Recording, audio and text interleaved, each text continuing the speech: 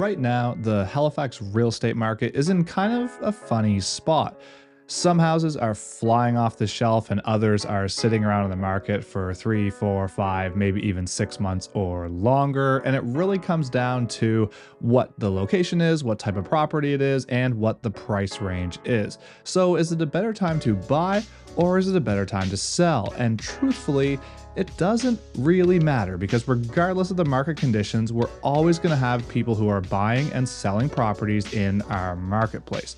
So in today's video, I'm going to talk about my last 10 sales and I'm going to break down the situations of each one, obviously without giving any personal information, but I'm just going to break down what those sales were and why those people made the move so you can get some context as to why people are moving in Halifax. And make sure you stick around until the end because number 9 and 10 are probably the most interesting, unique deals I've ever done in my 10-year real estate career. Now, just before I get into it, if you're new here, my name is Andrew Stevens and I'm a realtor in Halifax.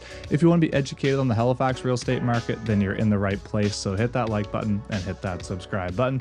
And if you're thinking about making a move in the Halifax, Dartmouth area and you want to get in touch with me, you can reach out anytime in the Calendly link below. All right, so my last 10 deals. Number 1 is the sale of a listing, a semi-detached property in Lower Sackville. So I helped this buyer purchase this property about 5 years ago, and it was a lot cheaper than it is now. Now it's in the $400,000 price range, and at the time they bought, it was, around $170,000. So this was a young professional that bought it 5 years ago. It was her first home. Now she has a partner. Now she has 2 kids. They were looking for a lot more space, and that is why they decided to list and sell their property. Which brings me to number 2 on the list, a purchase. This purchase was that seller buying their next home. So again, they needed more space and they had a specific neighborhood that they wanted to be in. So we were waiting and waiting for the right home to come up and we found it and then they listed their place and it all came together very smoothly. It doesn't always work out that way, but in this case it did. So again, they sold their place, used the equity to move up and upsize, which personally, I would say this market right now, these conditions, depending on the situation of how much equity you have in your first home, it may be a very good time for you to upsize. All right, number 3 is a first-time home buyer. I worked with this person for almost a year before they actually found a spot, and they were looking in a very difficult price range, and they were looking for something specific in a specific area,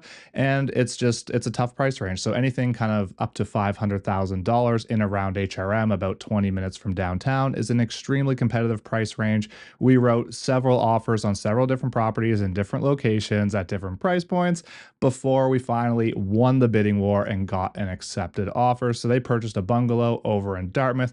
Great spot. I think it's a great buy. It's a great location for them. And I think that with all the development happening in the area that they bought, I think it's going to be a great investment and they're going to have tons and tons of equity there in 5 or 10 years down the road before they ever need to move again. Number 4 is another listing. This one is a townhouse in Bedford. And the motivation behind this one is it's investor clients that are unloading this property. So this was a rental property for years. And before you go all crazy in the comments, no, they're not forced to sell. No, it has nothing to do with the rates or the rent cap or anything else. This particular investor bought this as a new build about 25 to 30 years ago. They had a whole row of them. They just have one left. So we're selling off the last one. So that is the reason why they're doing it. It has nothing to do with the rates or anything like that. Obviously, all these things play a factor, but in this particular case, they're just done. They're ready to retire and they don't want the headache of managing this property anymore. All right, moving on to number 5. This one was a buyer deal, somebody who coming from out of town from Quebec. I actually met them on this channel and they're not the only ones I met on this channel. So again, if you have questions, reach out to me in the Calendly link below. I would love to chat with you.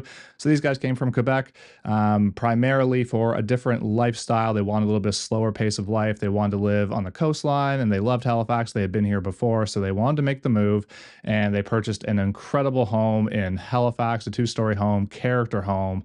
One of my favorite sales of the year so far. I absolutely loved working with these people and I absolutely loved the home that they bought. So I think they're going to be happy there for years to come. All right, number 6 is a relocation and a first-time home buyer all into one. So this was a referral from somebody that I knew.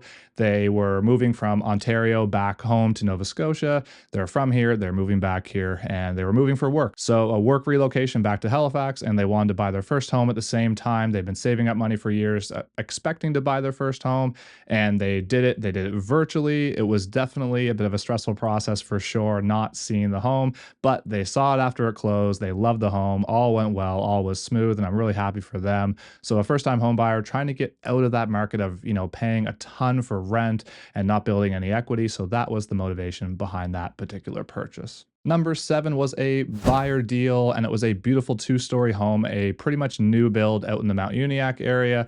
An absolutely beautiful home. This buyer in particular is upsizing, so they need a lot more space. I sold them their first home about 5 years ago. Since then, they've added a kid to the mix, and life is just a lot busier. They wanted to be in a similar location, but a much bigger home. So that's what they did, and I'll be listing their home a little bit later on in the summer to sell that once they make that move. So should you list your home first and then buy, or should you buy and then list your home? Well, that really depends on your financial situation overall. So if you're curious about talking about that one, again, don't hesitate to book an appointment with me, because it really depends on your overall situation of what the best way logistically is to do that. But again, the home I sold them 5 years ago is worth about double that it was worth back then. So they have tons of equity built up, and it was just a really, really good time for them to make that upsize for their family. And this is more of kind of what they would consider to be their forever home. Number 8 was a condo townhouse in Bedford. I sold it. I was on the listing side of things, and that particular seller is downsizing and they want to get out of the city. So that was the main motivation for this move.